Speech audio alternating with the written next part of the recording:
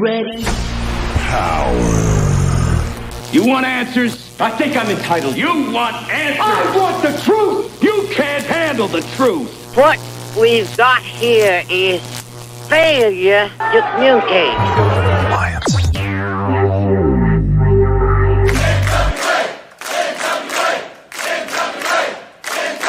God bless the internet. Okay, let's party. It's showtime. It's time for the Alliance Guys podcast with your hosts Kevin Frazier, Jaden, DKM, and J. Cal.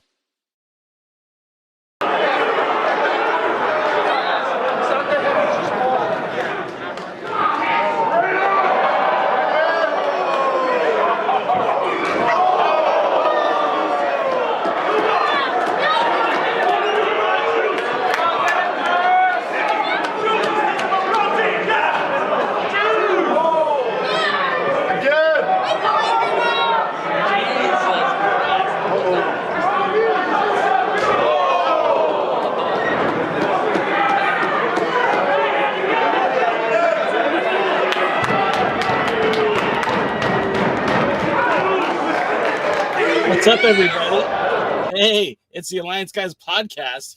I'm J. Cal. That's DKM, and this is a presentation of Alliance. You did the slash already, huh?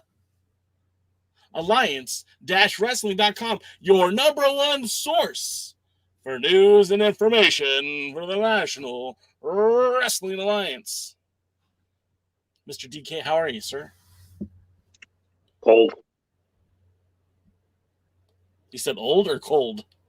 Cold. Both, actually. I am old and I'm cold. Fair enough.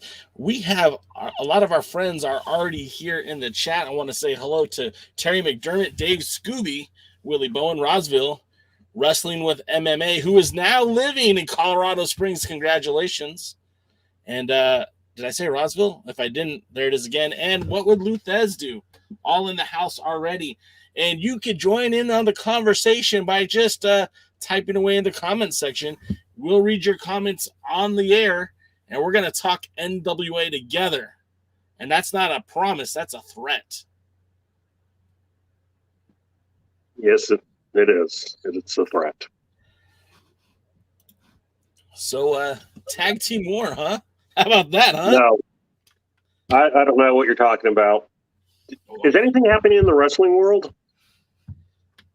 Nothing worth talking about except for tag team war. So nothing worth talking about. Nothing. It's tag team war or nothing. All right. What do you want to talk about with tag team war? Well, we'll get to all that. Well, now I've got an echo. Sorry about that. Echo.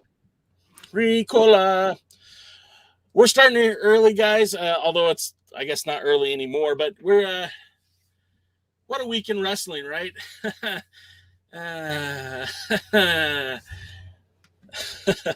So your straight face is too straight for me, and I can't stop laughing. The NWA this week has announced it's Crockett Cup. Tickets go on sale tomorrow. So if you want to make your plans to be a part of the Crockett Cup down there at the Nashville Fairgrounds, that's where the 70th anniversary was. You definitely want to make sure that you're visiting NWA Tickets or NWATix.com. The announcement was made. The 4 first entrants into the Crockett Cup have been announced. It's the British Invasion, tag team relevant in 2010 with Impact Wrestling. It's Strictly Business. Can't seem to get a win anytime soon. It's La Rebellion, the NWA World Tag Team Champions that have failed to defend the titles on a regular basis. And it is the Ring of Honor Tag Team Champions, first inductees into the Ring of Honor Hall of Fame, them boys, Mark and Briscoe. Excited about one team at least.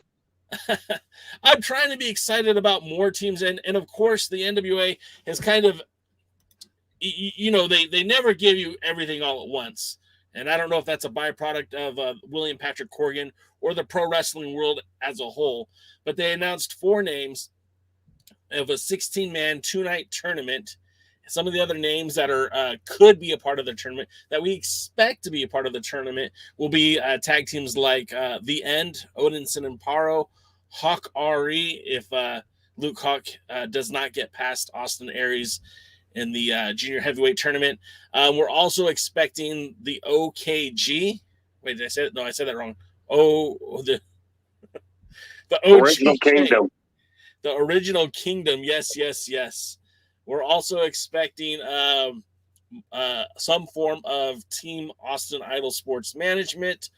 I would also suggest maybe the Ill Begotten, although I don't know why. The Dirty Sexy Boys. Rudos and Adonis, the bad dudes. Not Rudos and Adonis. Rudos and Stanley, the bad dudes. Hey, who am I missing? Is that everyone? Anybody that anybody would care about. The Fixers. I forgot the Fixers. I like the Fixers. I like the Fixers. I just would not want to see them win the Crockett Cup. I don't think that's where they, to me, the Fixers have become the quintessential question mark. They're the characters that I'm going to enjoy watching, but I don't necessarily ever need to see winning a championship. And I mean that with the utmost respect to Josephus and the question mark. That character did not lend itself to being a champion. He never had to hold a championship. The Fixers, I think, are going to get over by just being goofy and silly, and I like them that way. Yeah, I don't know. This whole thing has just been almost disturbing. I mean, they semi-announced the Crockett Cup by just talking about it nonchalantly on one of the episodes of Power, which apparently they thought at the time they filmed it would probably be after the announcement. It's been like 2 or 3 weeks since then. And then they've announced it, and I am excited about the Briscoes. Don't know how far they'll go. It's interesting. Do you have a non-NWA team win the Crockett Cup? I think the Briscoes are the team that you would make the exception for. I guess it really just comes down to who, right? Because if it was FTR, Crash and Uncle Dash and Uncle Crash, is that what they're called? I don't even know anymore. I don't watch AEW, so I don't know what they call them. But formerly the Revival, FTR, I think you would make an exception for those two guys. I think having them in the tournament would certainly bolster eyeballs to the product. And if they went over, that might be the only way to get them in the tournament is to have them go over. So, I mean, I could see them winning, even to a lesser extent, the OJ, the Original Kingdom, the OG Kingdom. I could see Taven and Bennett winning. And they're not technically NWA talents. They're signed with Impact. Yeah, and so this is where here's my problem right now, that if you look out at the tag team scene and talk about the teams that could possibly compete, the more interesting teams, the more exciting teams aren't NWA teams. Yeah. And so here's my thing. I would accept a non-NWA team if the main event is FTR versus the Briscoes. I don't know why AEW hasn't pulled that trigger, other than the fact that I don't give Tony Khan a lot of credit for being intelligent when it comes to booking. And, if it's something that would be allowed, sure, I'm more than happy. I'd be happy with either one of those teams winning. My condition, of course, they'd have to be around for the next set of tapings too, because it doesn't do any good to have them win the thing and then disappear into nothingness and for it never to be talked about again. I mean, that's fair. I think that's fair. So I don't know. I can't say they have me excited yet. And then I have another question. All right. So, I might have an answer. Might or so Crockett Cup's going to be a 2-night affair. Yes. So does this count as 2 of the pay-per-views in the 6 pay-per-view NWA era? I mean, wow, that's a great question. I would have to say yes, right? Like, because you are getting 2 nights of wrestling. I'm sure there will be more than just the tag tournament that's happening. We know that Trevor Murdoch is your world's heavyweight champion. We know that the national title is out of the picture because you've got strictly business in the tournament. You've got the TV champion Darius. You still have Team Hex, your women's tag team champions. You can't forget about Camila and the Burke. So there's still an opportunity for lots of title matches. Plus, the qualifying matches that have been leading up to the junior heavyweight tournament need to crown a champion at some point. So I guess there would be room to, I don't know, I guess there'd be room to have an additional title matches. So I guess this is technically 2 nights. I mean, no one's officially said that, but I think that would be 2 nights of the 6 pay-per-views. And then the next question is how do you balance it out so that people want to see 2 nights? Back in the day, they did like a afternoon show and an evening show, or maybe they did it over 2 evenings. They did something different for each of the 3 real Crockett Cups. And so then the question becomes, how do you structure this? Because they said 16 teams. So 16 teams would be 8 matches. So how do you structure this that would make people interested in getting 2 nights of a pay-per-view? Or, and here's a possibility, I'm not saying this is what they're doing, because it sounds like they're looking more at a 2-night pay-per-view. Right? Or would you kind of do like UFC and boxing now, where you put prelims on another channel? Would you make the 19th YouTube or free on Fight or something like that? Get your 8-man tag team matches in, and then have a pay-per-view on the Sunday night, which features the rest of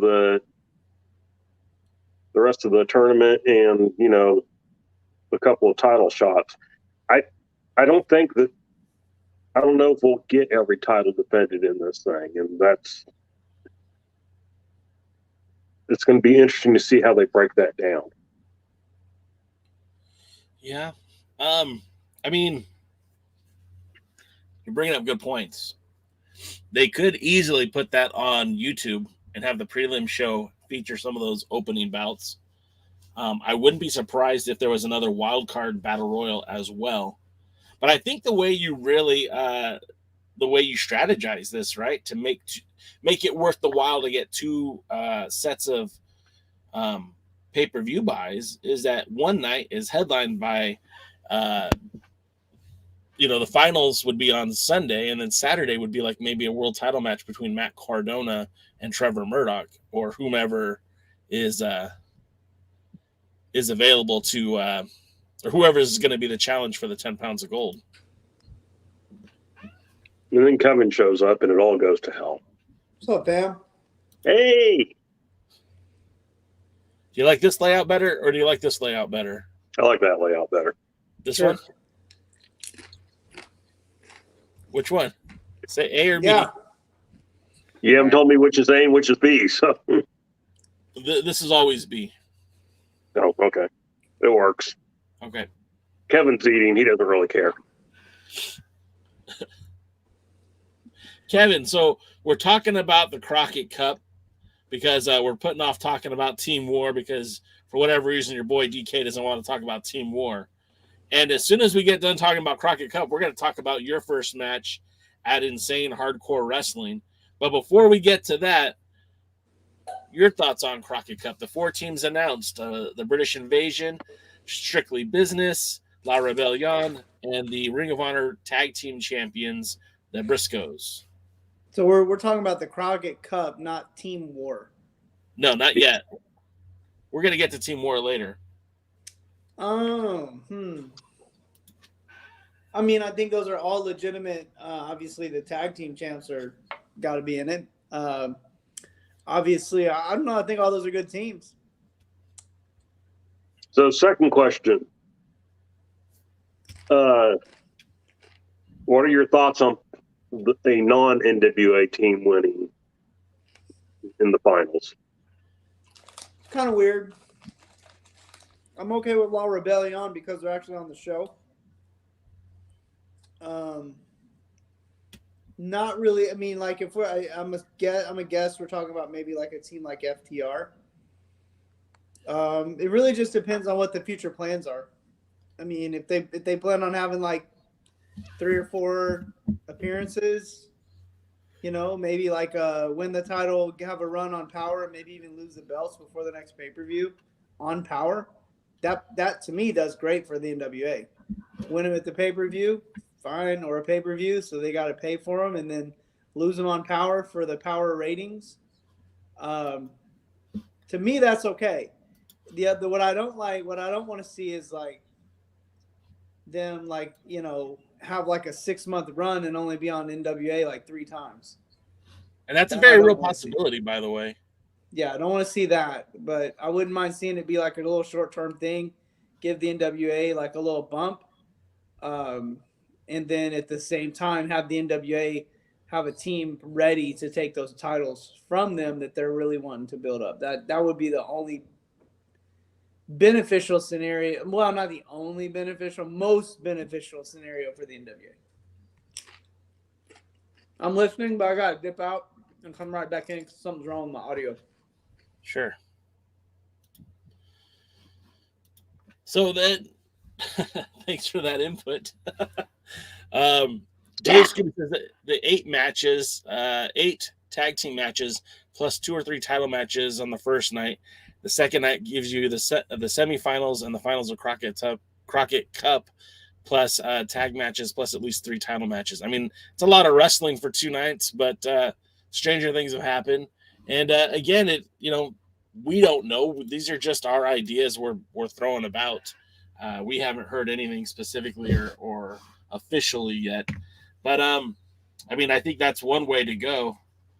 And now I'm just kind of stalling to get Kev back on here because I teased his Remember When match at Insane Wrestling Hardcore. Now, you weren't there, right, DK? That was you weren't. No, that was before my days. So I guess let's talk about other things with the NWA. Of course, while we're waiting for Kevin, we did have an advance in the junior heavyweight tournament. Of course, if you guys are watching NWA USA, we had Darius Lockhart taking on Sal Renaro. And of course, Lockhart wins. What did you think of that match, Kev? I mean, DK. The match itself was, I think it was fun. It gave Lockhart a chance to introduce himself, show himself, and it wasn't the greatest match ever, but it wasn't it wasn't bad. It was solid 2, as the old saying goes. It was a solid match. I'm liking Lockhart in general. In a way, he's the one I'd like to see win the title. I know there's a lot to be said for Aries and Homicide. Homicide, I was pretty much for until I remember he wrestled for that, that game changer wrestling, in which case I just don't know that I would, if I were the NWA, that I'd necessarily want to be overly associated with that. Well, And I know that. I mean, I know Cardona's in, going back and forth, but Cardona's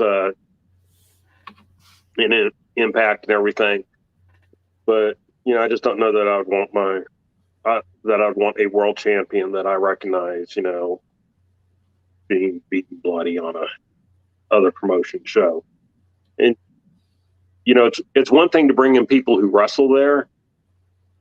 That's one thing. It's another thing completely to put your title on there.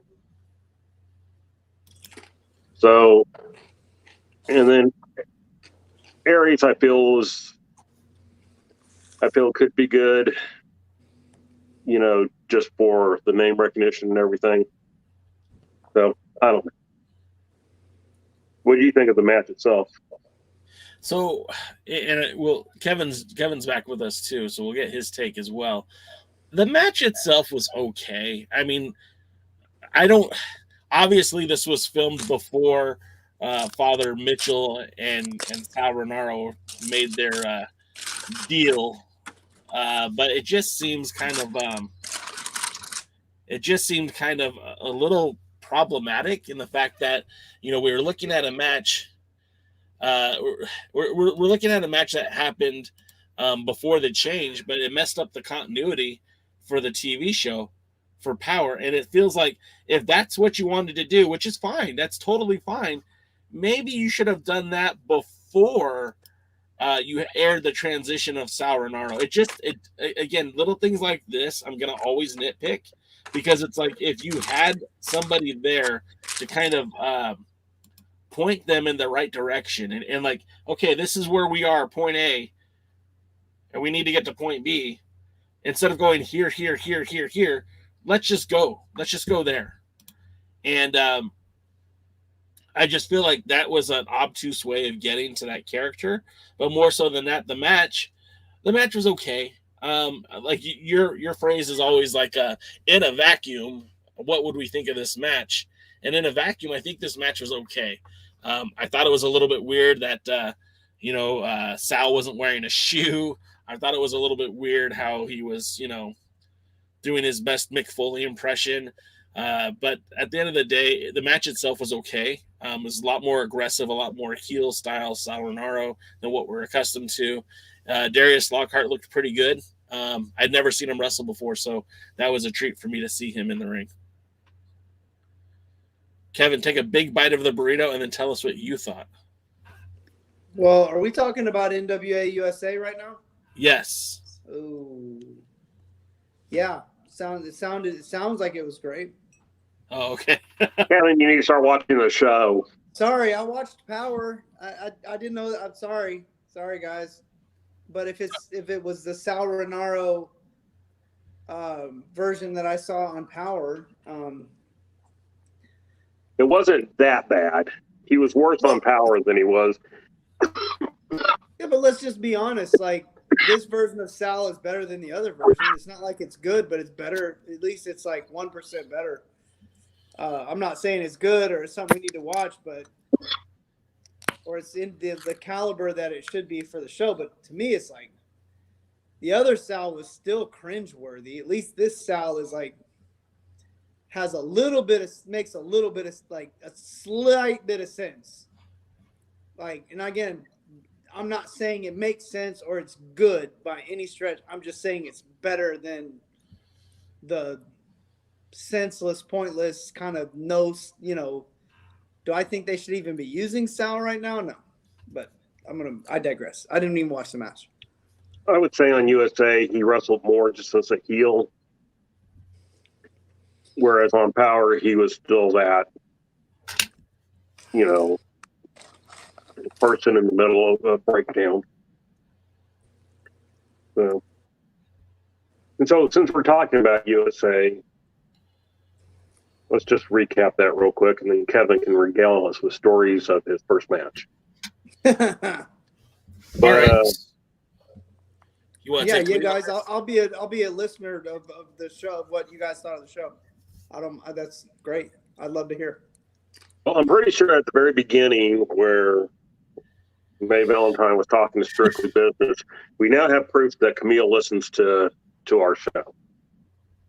Because somehow or another, we went back in time and May started noticing that there's only 3 members of Strictly Business now because Nick Aldis is no longer with them. Like, gee, do you have any other information from, 6 months ago that you can share with us there, May? I mean, that was St. Louis when they broke up, right? I mean, it was post the 73rd in St. Louis where that faction ended. So we're talking about matches that were shot back in August, I think. And they officially split up on television sometime around October. Let's see. Trevor Murdoch won the title August 29th, so I bet they split up in September. And so now all of a sudden we're being reminded. They've already had their big grudge match, which wasn't. And so anyway, the point I was trying to make, though, is that Camille talked about how great it was because now they could all share their thoughts, and Nick Aldis wasn't just hogging all the interview time, talking, which I'm pretty sure we noted on the show before. So, once or twice, And so that gave me the biggest laugh. And then, of course, the NWA does with, actually, you have any thoughts on that, Jay? No, I mean, that was it. It was a funny little promo that I felt like was 6 months too late or 3 months too late. Yeah, let's keep going. So then Kyle Davis is at the interview podium, which I hate how they have that positioned. And he's talking to Markova and Raven. And I have no idea what purpose Raven serves other than to criticize absolutely everything Tim Storm does. It seems to be his whole, he straight out railroaded the guy. Yeah, but he serves no purpose. Nothing yet. I mean, nothing. He's out there like, okay, Raven hates what Tim Storm's doing. All right. I don't know if it was Kevin that brought this up or if you brought it up or someone else heard it from Jim Cornette, but the idea is it seems like there's a feud developing between Tim Storm and Raven that's never going to equate to a match.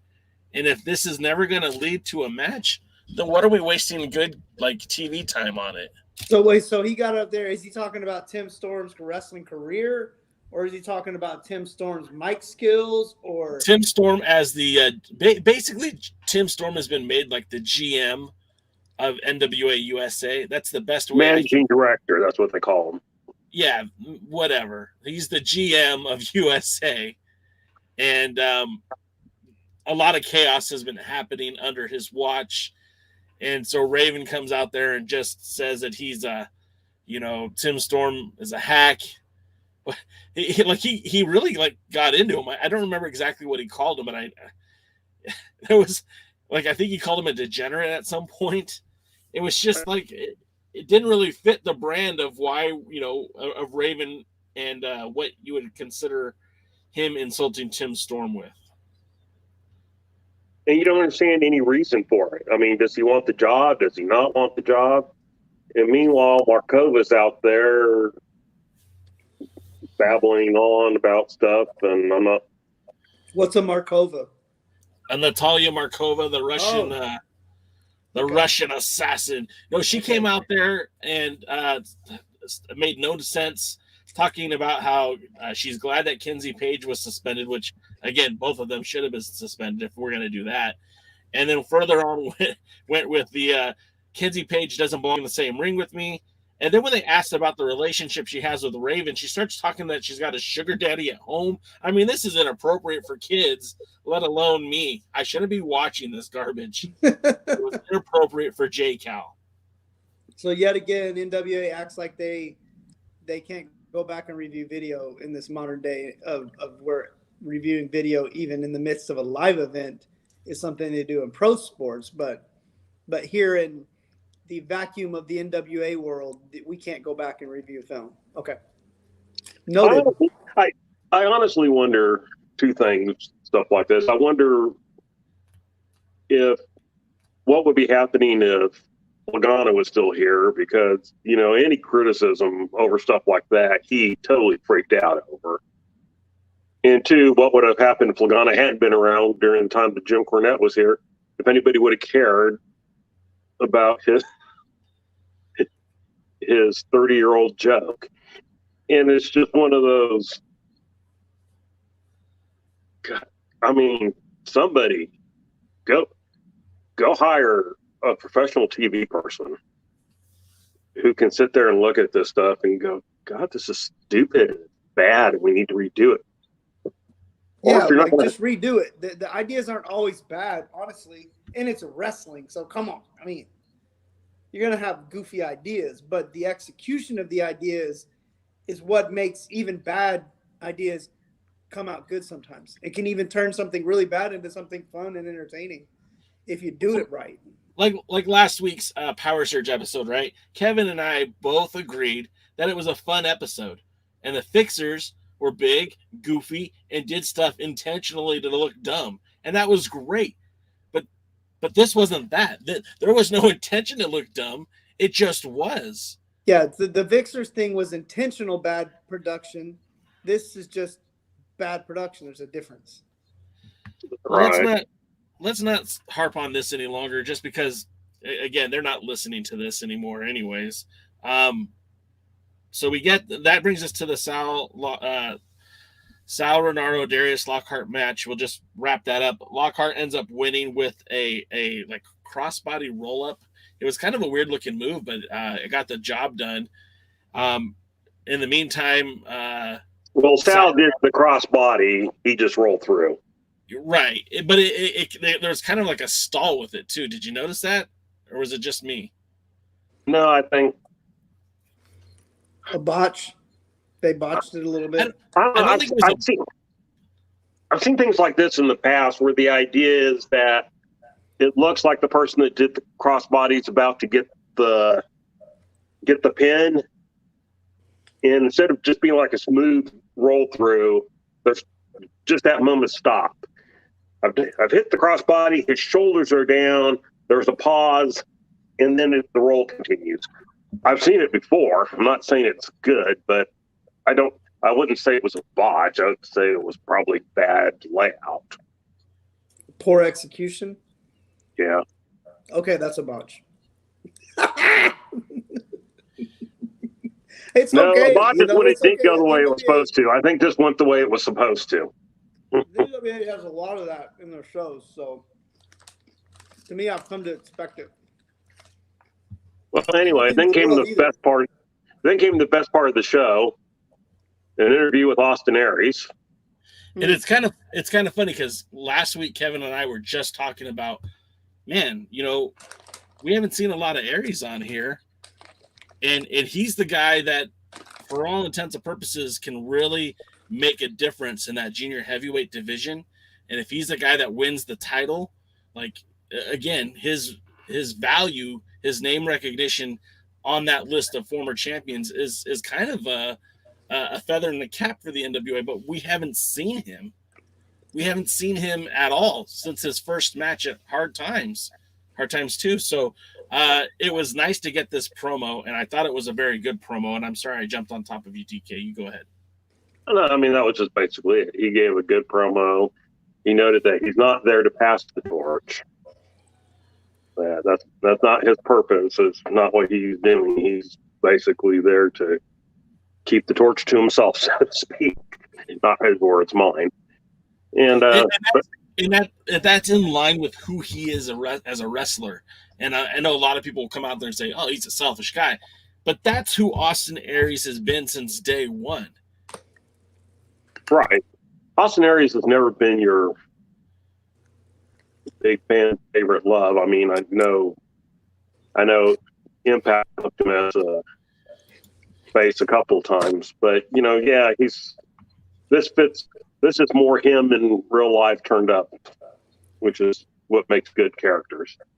Right. There's nothing wrong with being a singles wrestler, wanting to get everything you can get. I mean, to me, it's always a little bit of a head scratcher. That's even a heel story, though it is. that to me is more a reflection of the audience than it is of the character itself. I will say one thing during this show. I noticed the audience a lot more from what Jaden had pointed out, that it does not seem to fit a spontaneous, normal audience. So then came the worst part of the show, which was Mae Valentine talking to Ricky Morton. Yeah. So Ricky's out there, hyping up the match between his son, Kerry, and Colby, and saying it's a matchup between a second-generation wrestler and a third-generation wrestler, and trying to get us excited about this match. And then what happens? Fixers show up. And it was interesting in that Jay Browley was like, well, they're there to make sure Kerry Morton doesn't have the unfair advantage of Ricky Morton being around. And then talks about how much he respects Ricky in his career. And I just kind of, I don't know, I was zoning at that point. Just didn't care. And so now, speaking of people who are probably too old to be doing things, we're back ringside because, we can only have 2 matches, but we have to have 4 interview segments. 1 behind and 1 out at the podium. So now we're talking to Luke Hawx about his upcoming match with Aries, and apparently whoever was putting this together watches AEW a little too much, or WWE a little too much, because of course as soon as Hawk starts talking, out comes Colby Carino. And so he starts running his mouth or whatever, and then Carino is attacked by George South with a chair, who looked very old and threw very bad chair shots. And then Tim Storm comes out to hold him back. Raven comes out to criticize what Storm's doing, and although we can't hear him, apparently that's his purpose. And then, of course, the Fixers come out and attack Austin Aries, and so I don't know. I got focused on how bad those chair shots by George South were, and realizing that, love him or hate him, he shouldn't be out there doing physical stuff anymore, just like Ricky Morton shouldn't be. And Jay, what was your thoughts of that segment? I mean, you kind of hit the nail on the head. It was bad. It was boring. This was supposed to be the higher paced, fast action show. This was supposed to be the show that was going to focus on the cruiserweights and the national title. We get one junior heavyweight match, not cruisers, one junior heavyweight match. We still haven't seen the national title make an appearance in a ring on this show. This is bad. This is what's supposed to get people subscribed to Power. This is what you're going to use to sell pay-per-views. So I don't understand what they're trying to accomplish. Like, I don't know what the goal is. I have an observation. It sounds like a bad rendition of a Paul Heyman angle. Like something Paul Heyman would have tried to do, but done well. I mean, I'm not going to disagree with you, but I'm more interested in your thought of using George South, considering the way, you are towards Ricky Morton and stuff. So what are your thoughts about having George South come out and attack Colby Carino with the chair? Like I said, I just don't like – I'm just not a big fan of wrestlers over 40 that are evidently past their prime involving themselves with the wrestlers that are either on the up and up or in their prime in serious angles. I mean, I understand like there's certain ways to use them in ancillary storylines or that sort of thing. Like there's a place for older characters that draw. The place is not in the competitive storylines, because I think it just devalues the credibility of of wrestling. You know, and again, it's not. It's like I always use these like movie comparisons sometimes. You know, like you wouldn't have like an old person come out and play Thor. You know, like just because they could draw money. You know, like.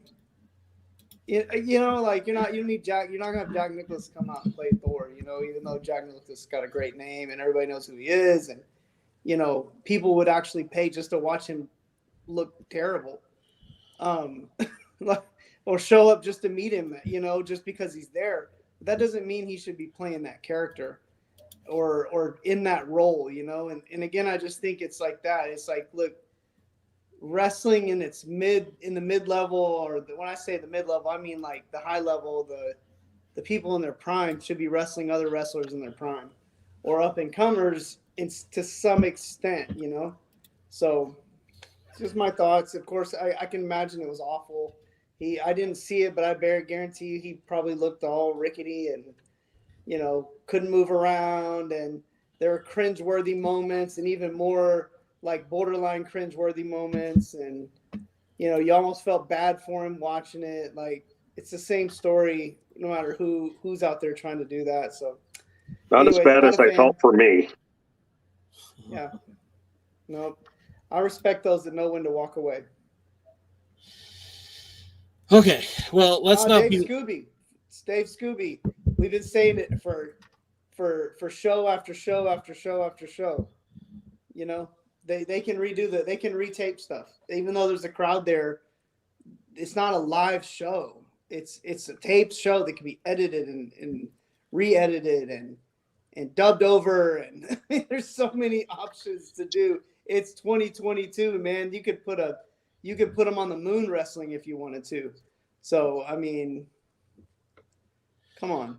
Well, let's not belabor that anymore. Let's get through this show, because I mean, honestly, that's what DK and I had to do, is just get through it. So that brings us to the main event, which actually was pretty good. I mean, I'm not going to lie.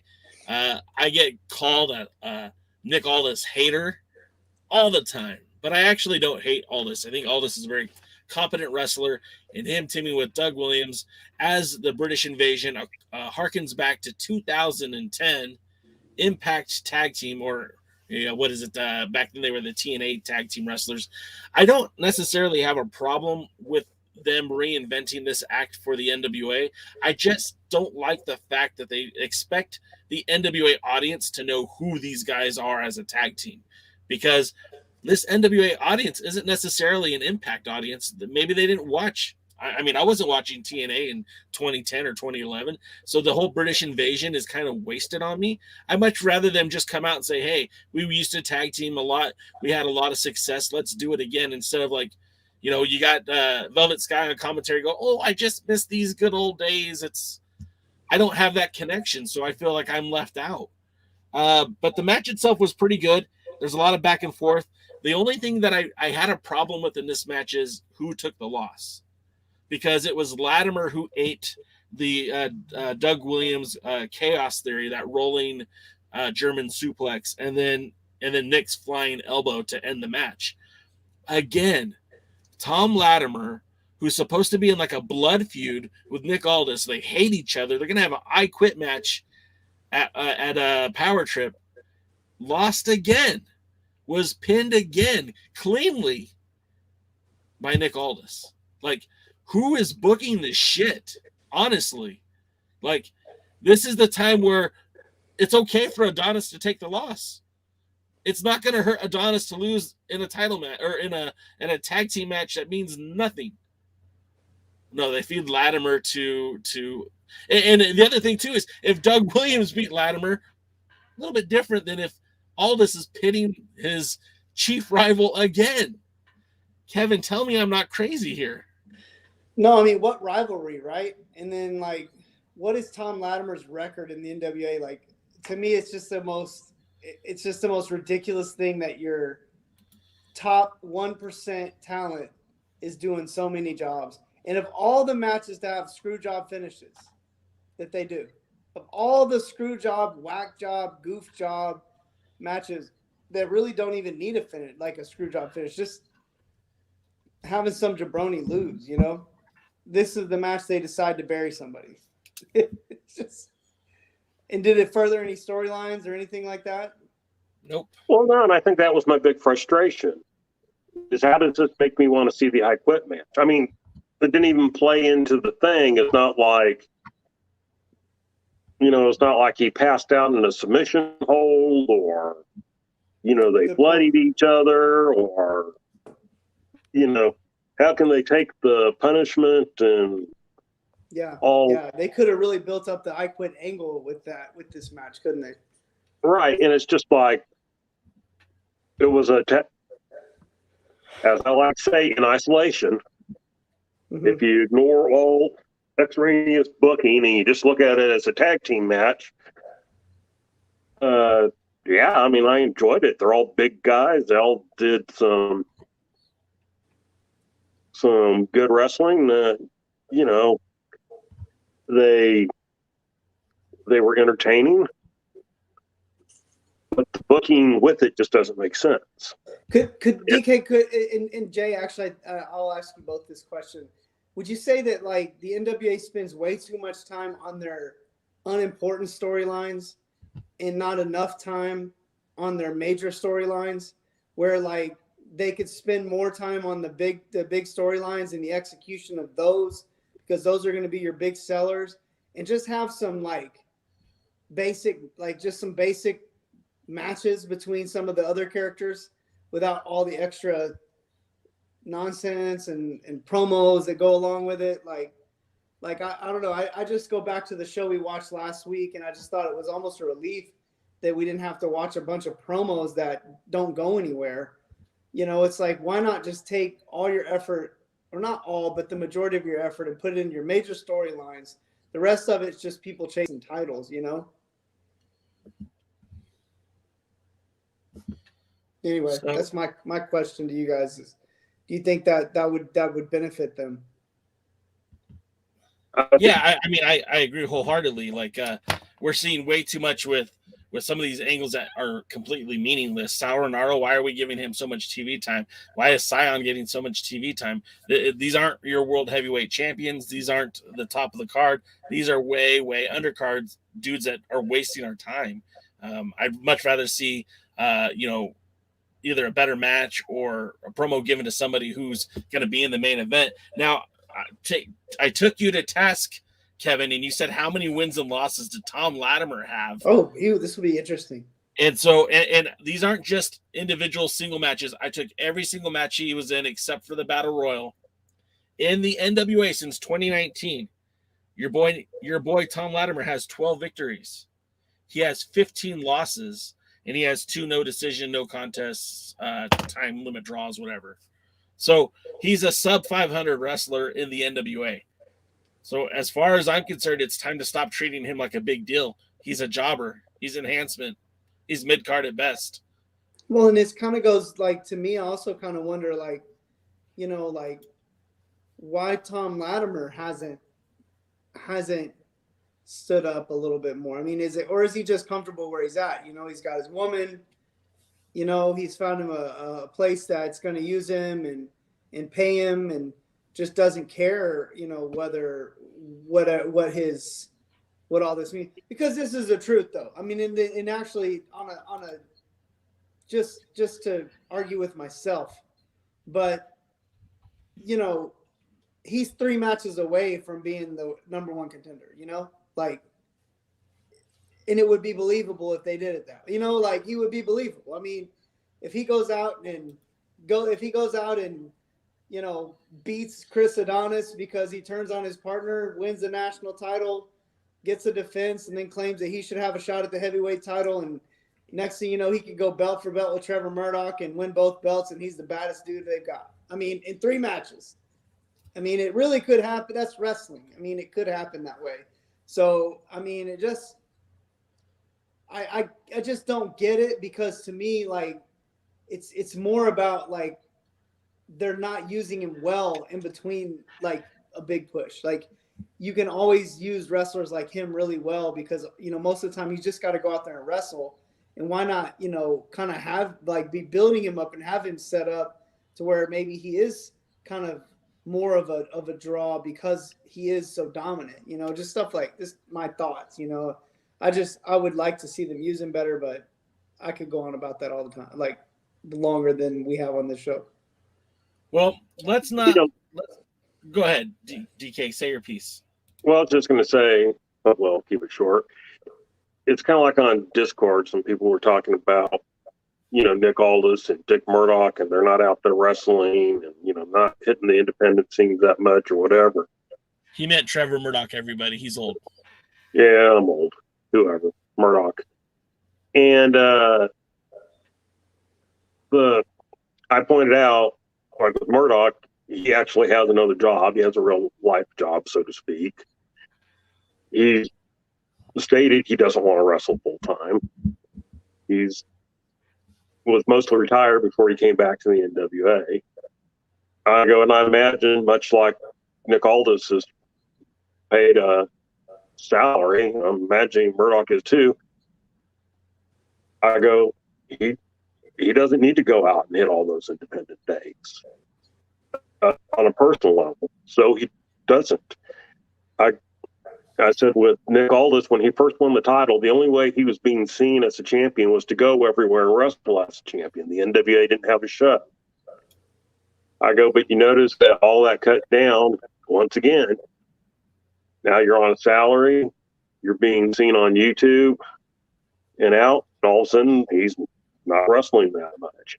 And I think probably with Vladimir, it's kind of that same thing. He's rumored to be one of the people that has a real contract that's getting paid a salary. And I don't know that anyone's coming knocking on his door saying, hey, come back to Impact. Hey, come to AEW, come to WWE. So he's making his money. If he wins, he wins. If he loses, he loses. He's always near the top, and he probably always will be as long as Nick Aldis is there. And because despite their blood feud, we know they're still real life, best friends. And,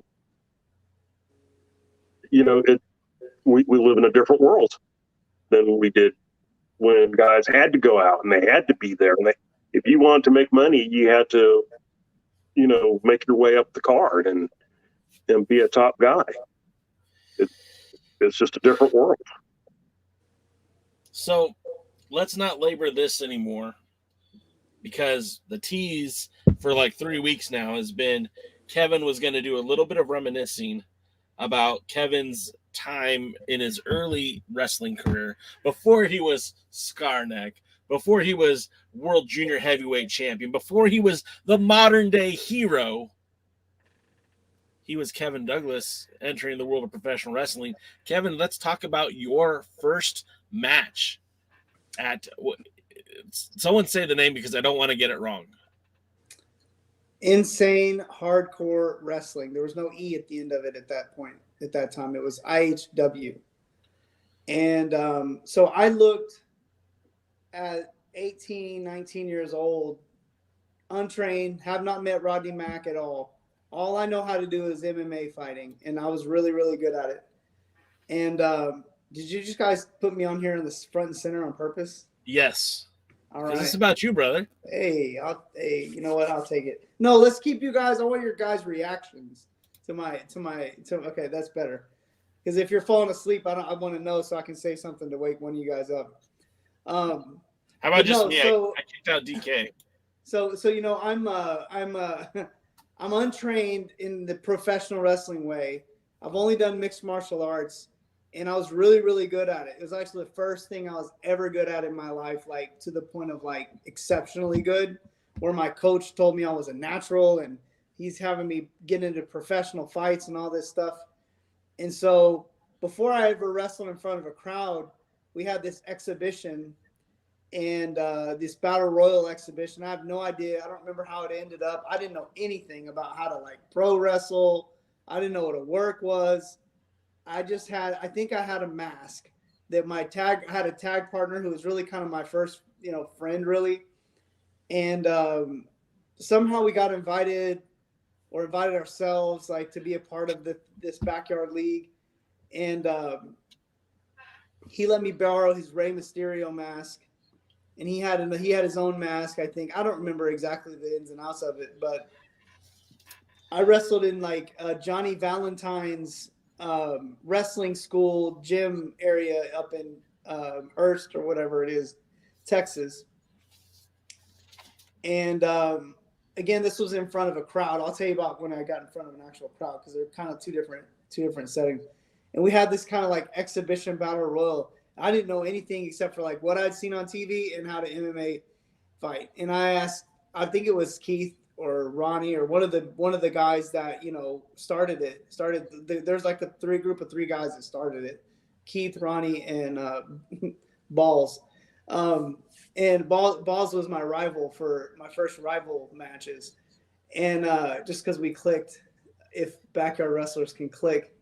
And so I was like, what do I go out there and do? They're like, oh, just do what you know. And I was like, okay. So I'm out there choking people out and like tapping people out. They're like, no, don't do that, And then I think it was Joey Corman might have been the first person who spoke to me just a little bit about like what to do in a match. And Jay, believe it or not, Jay was my partner, and his mom like made us some like gear. And it wasn't bad. Like, we kind of had the best gear on the show. And so my first like actual show in front of a crowd, there may have been, I don't know, man, maybe 10, 15 people there, right? In Keith's backyard. It had rained the day before, so it was like muddy outside. We had this ring set up in the backyard, and it wasn't their first show back there. Rodney Mack and Jazz actually had wrestled on the prior show. But the show that we did that night, there was like a who's who that came through the backyard back there, just because there was a bunch of good wrestlers in Texas, and Keith had some money to give them, and they're wrestlers. They're going to take your money and show up wherever you ask them to go. And, Keith had a way of kind of knowing kind of how to like talk to people and convince them to come to his shows, even as a kid. And he had Necro Butcher on that show as well. And they had the Kongs on that show. And Necro Butcher had this big dude named Hellhammer that was his tag partner. So I'll get to that in a second. So I had my first match, and it's against these guys, me and my partner against these guys named Mace and Tejas. And they were like NWA Southwest guys. And I'm thinking we had like a hardcore match, or maybe this wasn't my first match. No, I think my first match was against these other two guys. And, man, I'm out there, like, kicking people and all this stuff. And I think against Mace, I don't remember exactly how it happened, but I'm out there just, like, wearing people out. And my partner just lets me do all the work. He comes in and does, like, the WWE hot tags. And anyways, I think we went – I don't remember if we went over or not.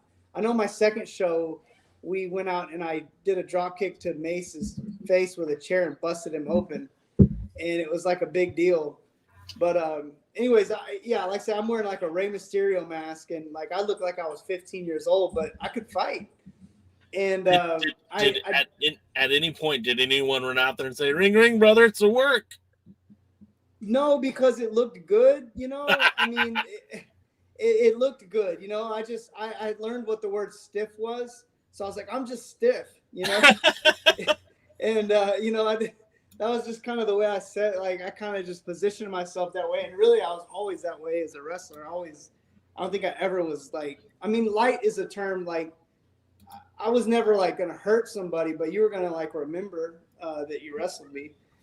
And even early on, but yeah, I think I want to say I wrestled actually a guy named Psycho Clown and another guy. That was our first match. And it was just god awful and goofy. And we were just goofballs, but the real impact that night, the thing that I like can't get out of my head like ever in my life, is my first wrestling show to ever be on. And I also had like a friend of mine who was like a cheerleader in high school. She was like our valet. So like we actually looked like a team because we had gear, We had a valet, you know, and she had like an outfit. And so like we kind of didn't fit very well in the backyard, you know, but we were luchadors, but we were like openly fake luchadors. Ground and pound luchadors. Yeah, we were called the Jobber USA or something like that, and he was the flying jobber and I was the jobador. And I did all like these high flying lucha libre moves and then mixed with like kicking people in the face. You said Jobber Boy. What was your name? The Jobador. You can Google that. It's on my cage match, I think. But so later that day, Necro Butcher and Hellhammer wrestled the Kongs. And oh my God, like I have never seen two people get beat up that bad in my life. Ever. Like, whoa. Like beating them like senseless. Like I want to say one of the Kongs got like a Nintendo and just smashed Necro Butcher over the face with it. And of course, who knew that like Dylan would grow up, would go out to be what he became, you know? But at the time you're watching and just going, oh my God, like, is he going to kill him? I thought he was going to kill him, you know? Like I thought somebody's going to die. And, you know, it was like my second show or third show. And I'm like, what am I getting into here? And anyways, it was fun. I mean, that was, I want to say I did 2 or 3 shows with them in the backyard. And then at some point, I ended up getting hooked up with a indoor league, like an actual indoor wrestling league.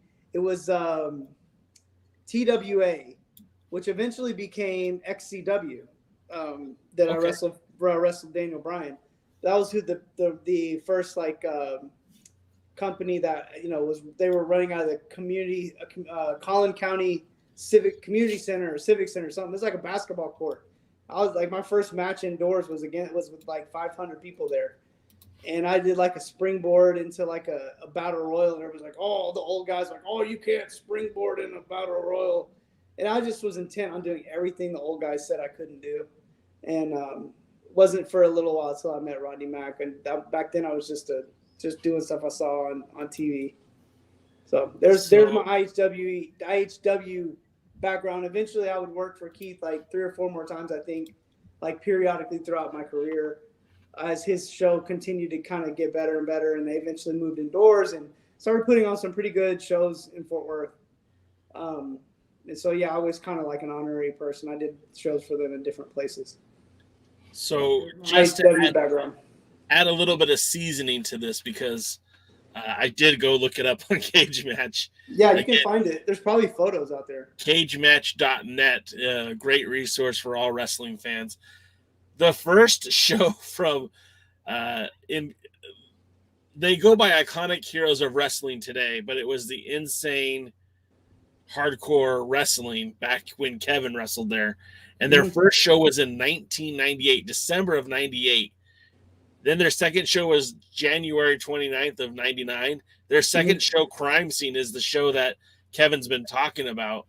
And yes, he did debut at Crime Scene. And yes, his name was the Jobador.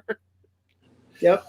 And who did I wrestle? It was me and the Flying Jobber versus the Psycho Clown and your first match was against the Terrorist and the Midnight Cowboy.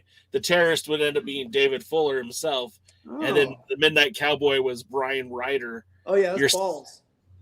Your second match was against Chris Wolf and the Psycho Clown. Okay, so that was my second match. Okay, wow.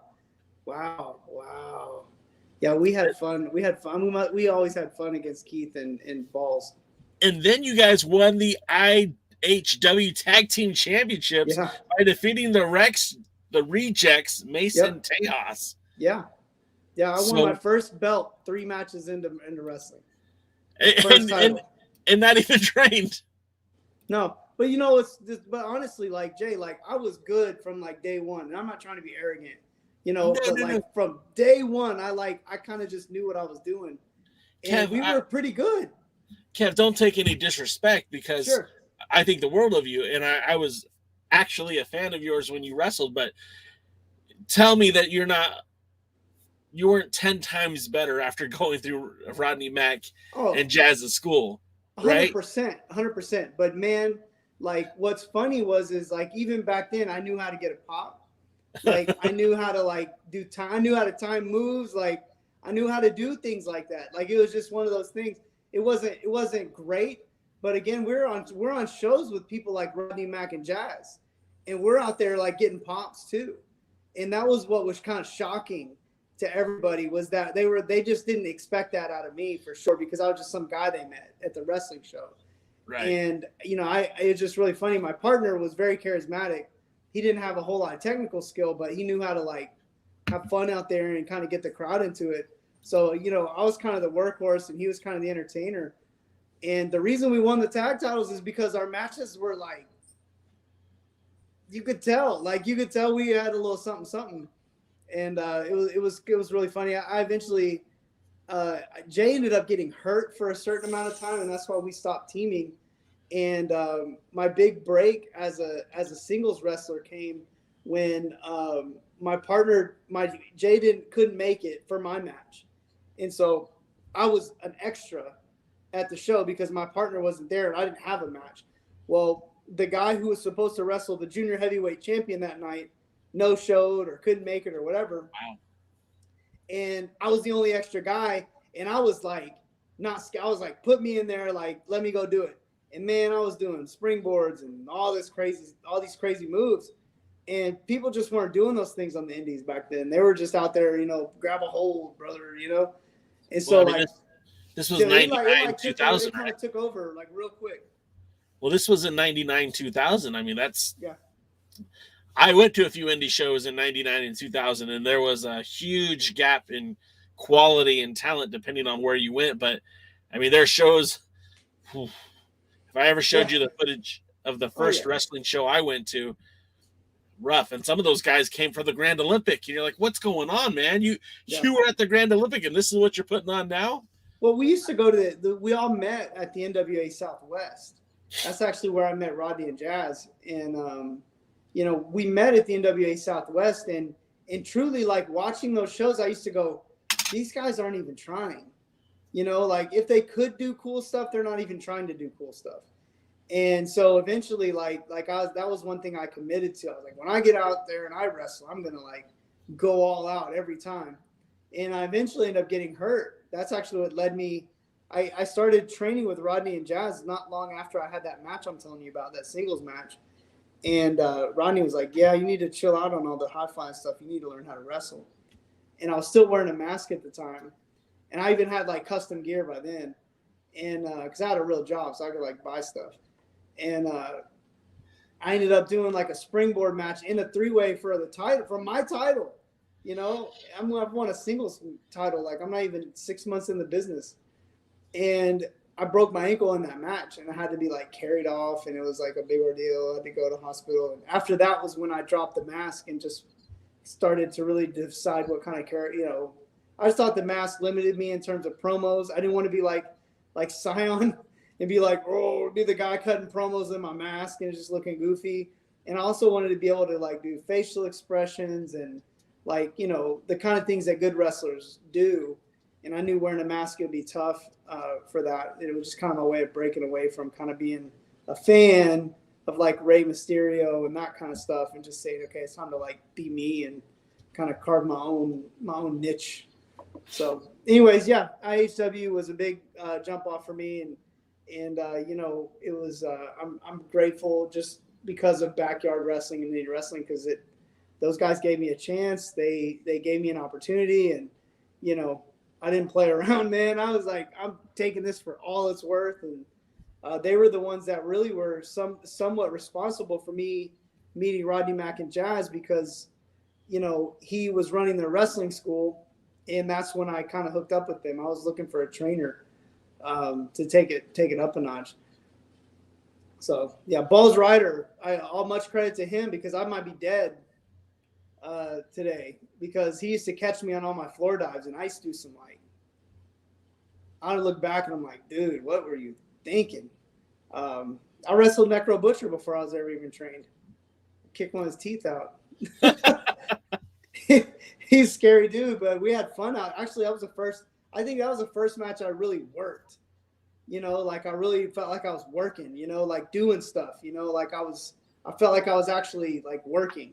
And that's because really Dylan, regardless of what people say about his hardcore antics or whatever, the guy could work, man.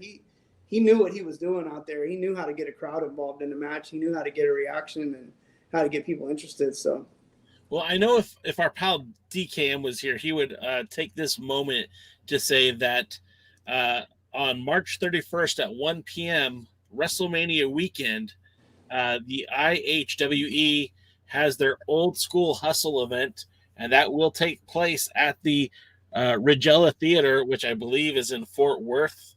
As DKM would say, the better side of the Metroplex. Yeah. I think that's what he says. Agreed. Just know that I tried to put it over, DK, when you see this later. But yeah, and David Fuller is bringing back IHWE, the iconic heroes of wrestling entertainment. Will be their WrestleMania weekend, and I wanted to give them a cheap plug because I know the conjoined history that the two of you have. Sure, and also don't forget to follow them on Twitter, IHW Wrestling and IHW DFW. Give them a follow on Twitter. You might see my stuff pop up on there here and there too, but they're still good to me these days.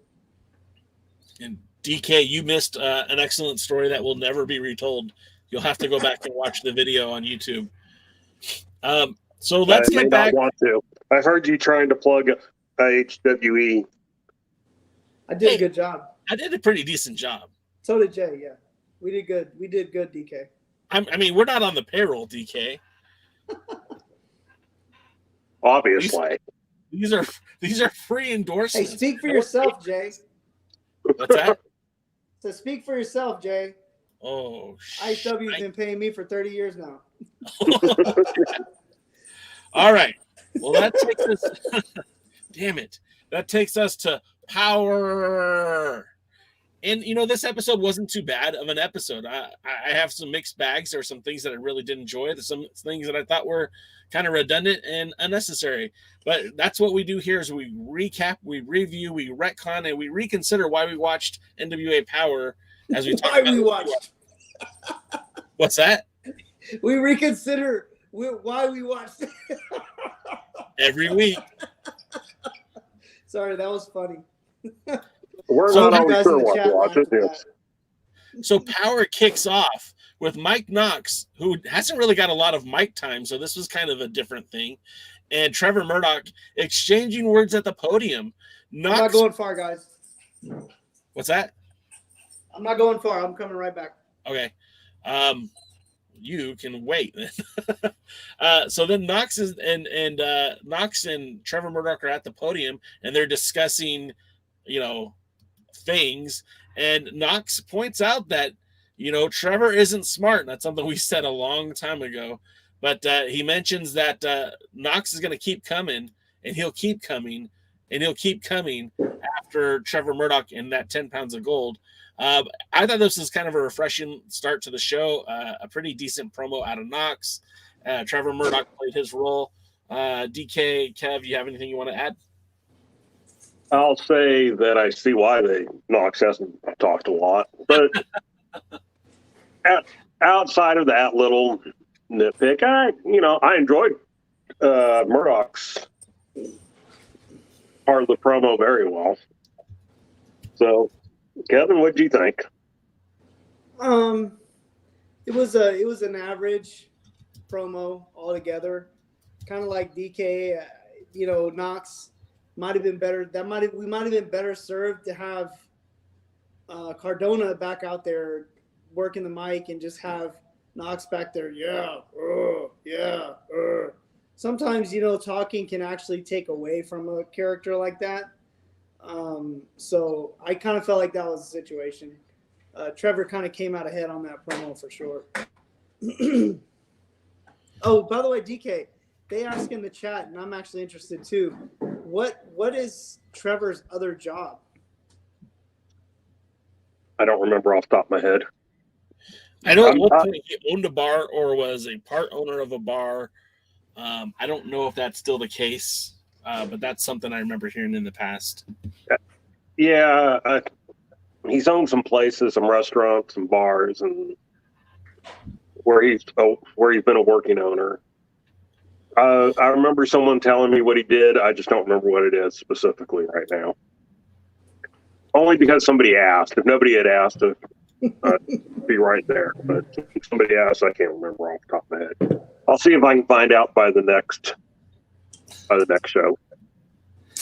So then the next segment, and this is kind of refreshing again, 4 minutes into the show, we're getting wrestling, and that doesn't happen every week. So that's something I do want to point out.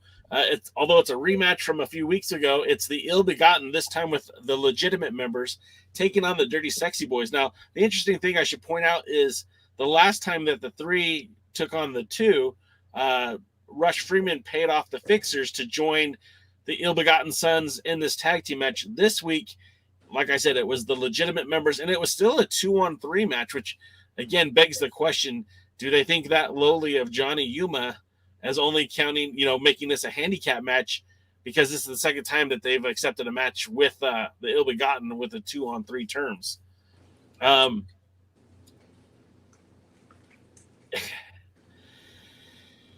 Yeah, just in this match, I mean, it wasn't bad. Like, that's the thing. It wasn't bad, but it wasn't good either. It seemed like there was a lot of turmoil between Rush Freeman, Johnny Yuma, and the new member, Alex something or other.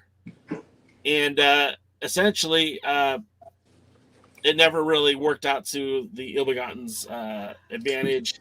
The match ended when there was a communication error between Yuma and Alex, which led to the Dirty Sexy Boys hitting a leg drop off the top rope from Dirty Dango. Again, it wasn't a great match. I don't think it was a horrible match. What do you guys think?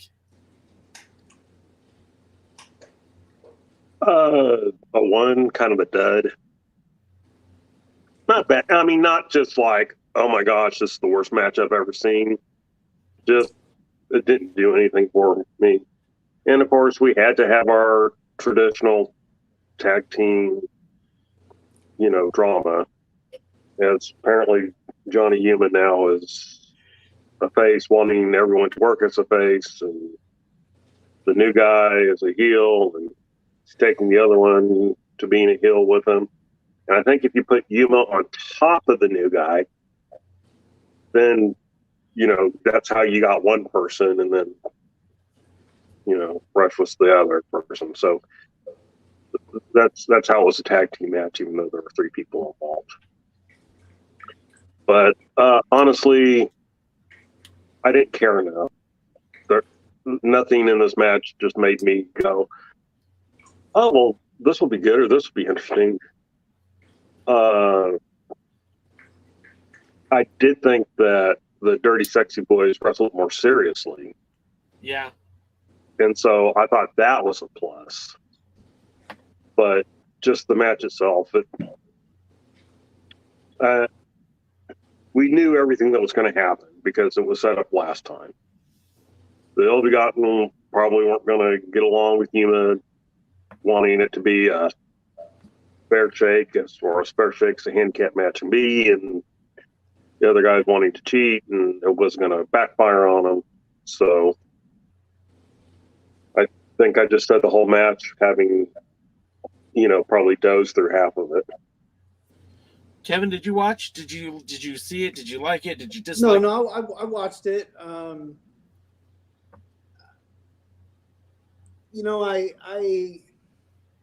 already said kind of my spot about Yuma in my just whatever, but I like him as an individual. So I'm just gonna kind of I've already stated my position on kind of where he's at right now, and I just feel like it's not. I don't know. Somebody who likes the guy, it's kind of hard to watch. It's sad, a little bit sad to watch. Maybe he could re-examine his role, just maybe in wrestling as a whole, especially with the NWA, and he might find himself a little more useful, especially maybe in like a manager microphone situation role. just because it's just hard to take him seriously right now as a wrestler, which makes his team kind of hard to take seriously. So that's kind of my thoughts on the ill-begotten. Velvet was a big distraction in this match for me. I'm like how tone it down a little bit. And I also thought the dirty sexy boys weren't dirty or sexy enough in this match to be the dirty sexy boys. There was a lack of dirtiness and sexiness, which I didn't like. I like the personality that Dango has, so I like when he expresses it.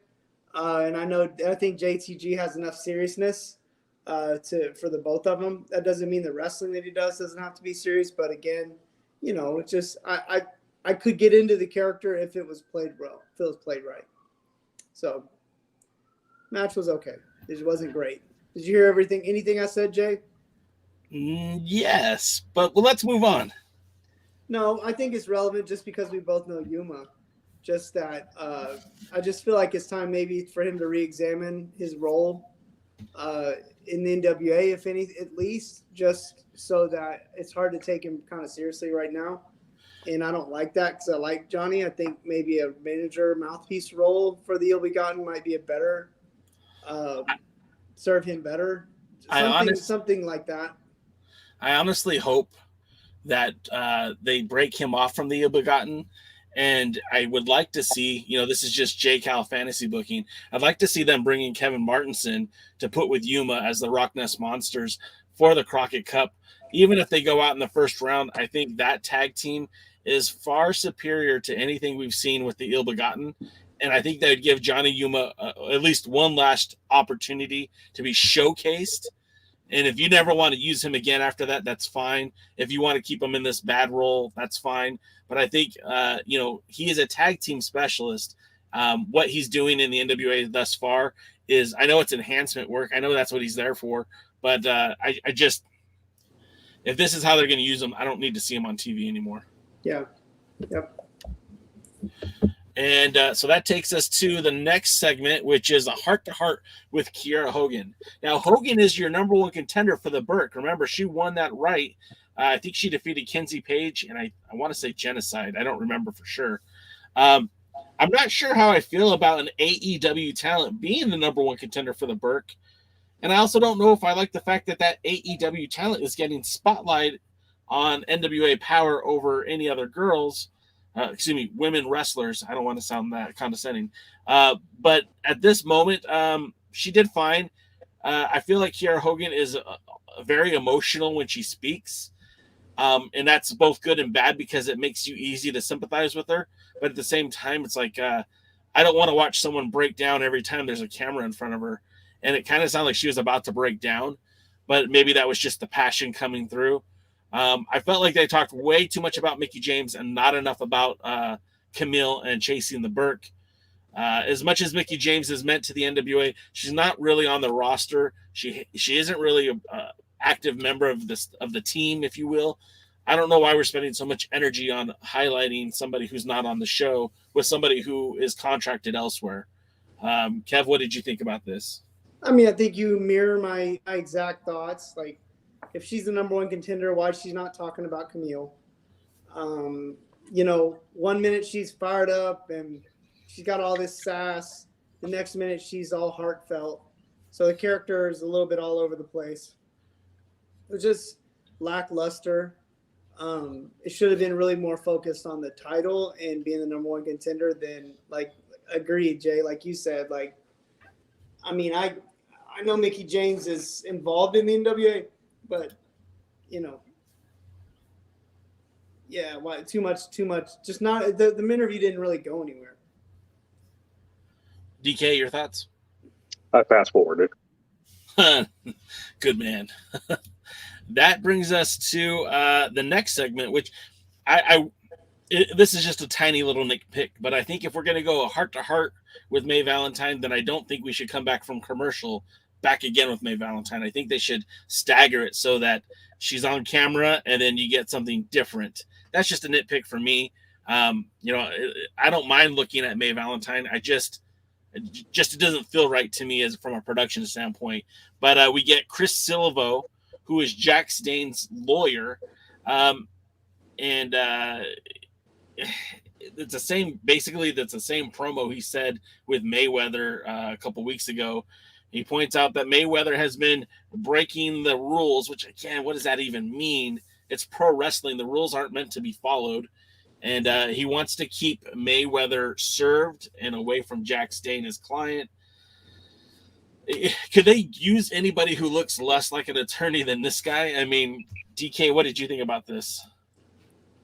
I think I wish I had fast forwarded this thing. I actually listened to it, and it was ridiculous. I mean, there was no way to take it. There was no way to take it seriously. And yet, on the other hand, it didn't come across well as a comedy bit because it was like they were trying to be serious. It just wasn't. It's like Kevin Bacon when he read the script to Tremors. He called and said, "Is this supposed to be a comedy?" He goes, "Because if it's supposed to be a comedy," he goes, "I think it'll be really good. If it's supposed to be a monster or horror movie, I'm not interested." And they told him, no, it's supposed to be a comedy. And so he did the movie, and I actually enjoyed the movie as a comedy. And this is one of those things that's like, it was supposed to be serious, but it wasn't. I couldn't take it serious. And so it wasn't funny either. Just bad. Next. Fair enough. I like the way you guys are thinking tonight. Next up is another segment maybe we don't want to talk about, and that's Sal Renaro, back-to-back from NWA USA, now back on Power, under the demonic control of Father James Mitchell. Whatever. He's wrestling Scion. Now, this is supposed to be a hardcore match or an I Quit match or something. No DQ match. So Sal is quick to throw chairs in to bring that fight, if you will, to Scion. Scion slams Sal on the podium, which popped me because I wanted to see that podium just explode from all the frustration of seeing so many bad promos at that thing. I just was hoping it would just, be done with. Sal is still missing a shoe, in case you guys were wondering. Austin Idol comes out to offer support for Scion. Now, again, I mean, are they trying to just point it out in case nobody realized that was the angle that they were looking at booking all those months ago when they said who a former champion was Scion's dad? Or are we now led to believe that Austin Idol being there is now showing that he is Scion's dad? Or was this some sort of red herring meant to throw us off? With whatever it is, Scion gets the win with a crossface and a hammer in his eye to Sal Renaro, paying homage, I'm sure, to Tully and Dusty. Magnum TA back in the day. But this was not that, of course. Don't get me wrong. That was not that at all. What did you guys think of the match? We'll go with you first, Kev. What did you think? I mean, honestly, I didn't think it was that bad for what it was. I mean, bad booking, uninteresting characters aside, all that. I mean, technically speaking, it really wasn't a terrible match for a no DQ match. I mean, it had some points of it where it wasn't, like I said, I mean, I thought it was better than the tag match, just being honest. It was more interesting to me than that. Do I like Sal's character? No. Is it cringeworthy? Yes. But like, was the stuff, the content in the ring was pretty good. I mean, some of the stuff they did was pretty good. Some of the stuff they did outside of the ring was pretty good. Like, contrary to belief, like though I was mostly a purist type wrestler myself, I mean, I like all of it. I mean, I like hardcore wrestling. I like entertainment style wrestling. I like comedy wrestling. And I definitely don't mind like no DQ, no rules, kind of stuff that I don't like. There's not, the only matches that will probably turn me away more than most are like 3-ways and 4-ways, more so. But these kind of matches don't bother me. Just how well was it done? I liked the rolling surfboard, I think it was, or the Mexican thing, whatever it's called. I thought it was pretty good. I thought some of the moves on the outside were decent. I thought for Sal to have any kind of offense on him, he actually used some psychology. Like, you know, he had to actually use some guile.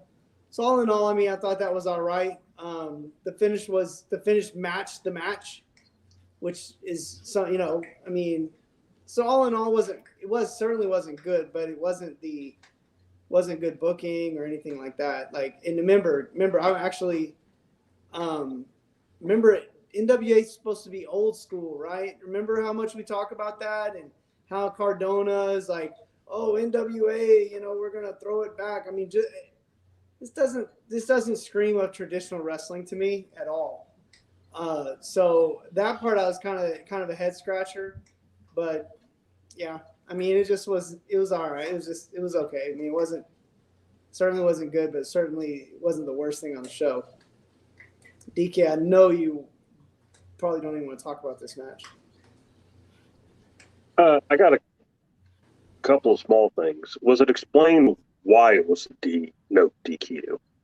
I mean, I admit I missed last week, so I don't know.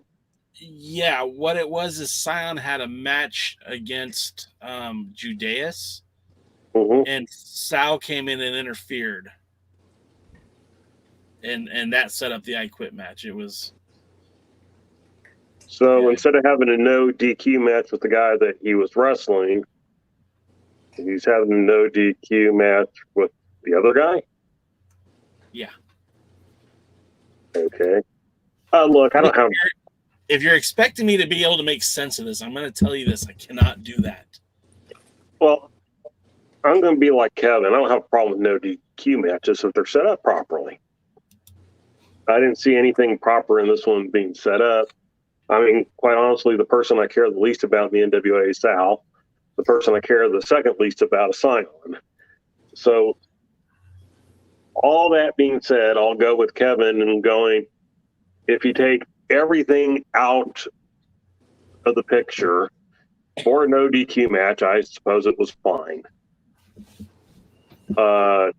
Booking made no sense, not interested in the wrestlers, but in isolation, the match was fine.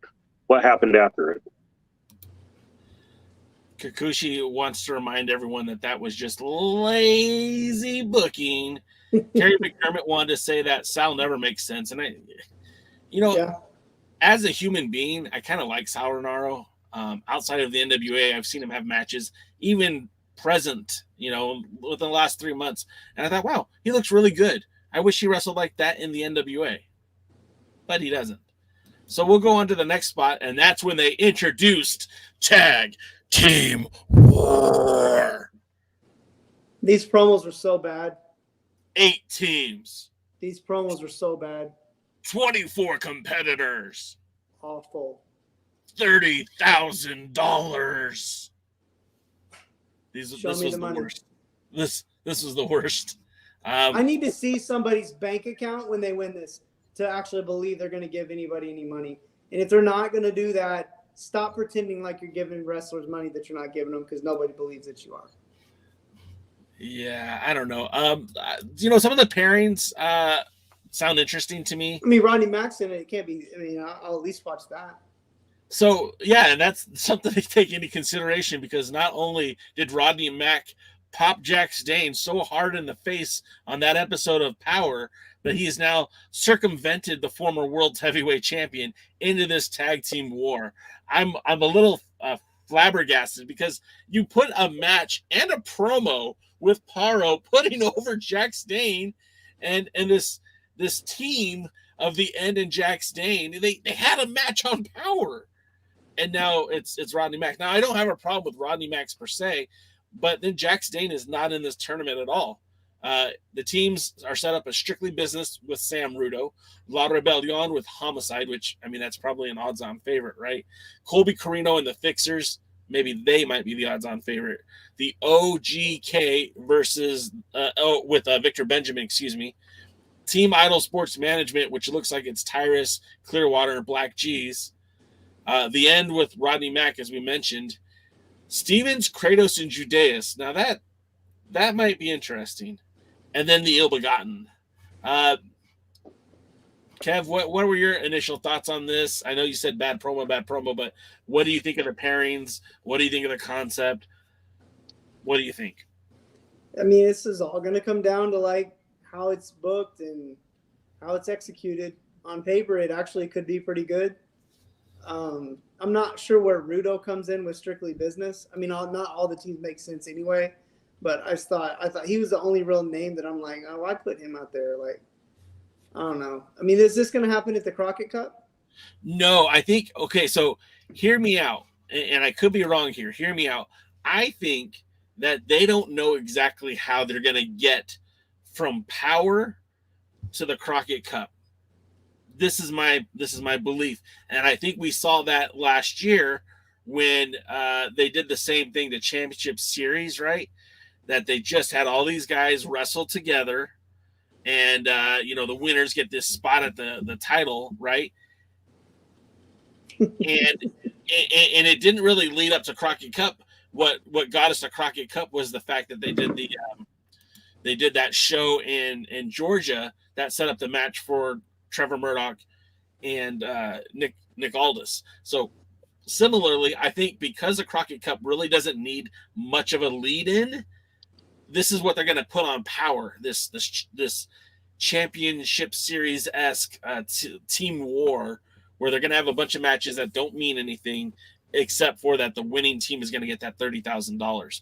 So these match pairings, I don't think will extend past. I don't think it'll go past Crockett Cup. I think once we get to Crockett Cup, it's a whole new ball game. Remember, they're doing also that Power Trip with the Premier Live event that will probably air in place of Power for a couple of weeks. So they're really just this is just to kill time, so that we have enough content to put on Power and on YouTube, or excuse me, on Fight TV and YouTube. But it really won't make much of a difference down the road. Guys, I've come to terms with our show. The NWA show is somewhat disinteresting because our chat has digressed to talking about hot wrestler chicks. Well, I do want to. Sorry, guys. I do want to bring out something that Cuckoo for Cocoa Puffs said. He goes, question on the Crockett Cup. Do the winners get to stay together in the NWA? Is that the prize? And no, actually, the prize is they get to be in the prolonged, drawn-out breakup. So yeah, that was the what was it? Latimer's team was the team that did that one year, right? And then the next time it was Kratos and Stevens. Yeah, I don't envy the winner of the Crockett Cup. Well, the Latimer's team never even really broke up. It's just Royce left. That was it. There was no heat there. The heat came with Kratos and Stevens, the War Kings, and it was a race to see who was going to break up first. We all thought it was going to be Kratos and Stevens. Turned out it was the War Kings all along. Right. We all wanted it to be Kratos and Stevens, and it turned out to be the War Kings all along. Hey, my thoughts on the 6-man challenge thing, I fast forwarded. So let's do that. What was next? So that takes us to this podium spot with a newly revitalized and connected Team Taryn Terrell, which is Genocide and Paola Mayfield, or Paola Blaze, whichever they want to call her this week. And they were, I guess, engaged with Natalia Markova. Paola wants another match against Natalia. I'm not sure where Genocide comes into this. I don't know if this is going to be a tag team match, a 2-on-1 match. I'm still not I have no idea what's going on here, except for that we know that there's a unified front for Team Taryn Terrell. DK, did you get anything out of this? The way I interpreted it is that Genocide is going to be taking on Markova, which, if we ignore the BS around it, I think it'd be a really good match. Agreed. So, here's to hoping that in spite of some of the booking things, that they actually let that match be what it should be. I'll admit to one little sin here. I did have a slight giggle when Genocide told Markova she had messed with the wrong bot. Yeah. Normally, I would say that was totally stupid, but for whatever reason, maybe I'm getting sick.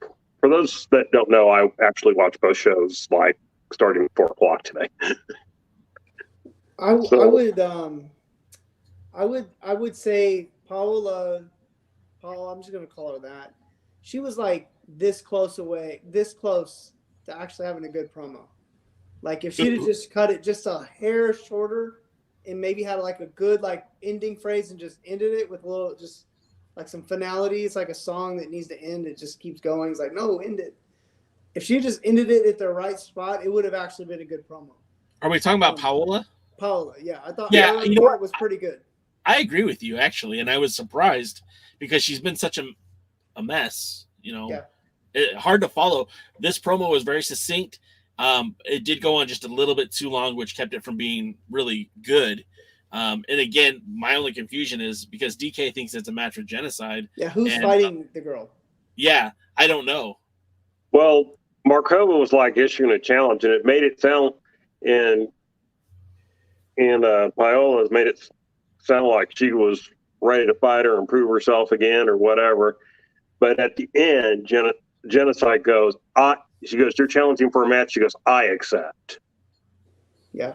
And then she goes, you know, that's when she used her, you're messing with the wrong bot or whatever, or the actual phrase was where she used bot instead of bitch.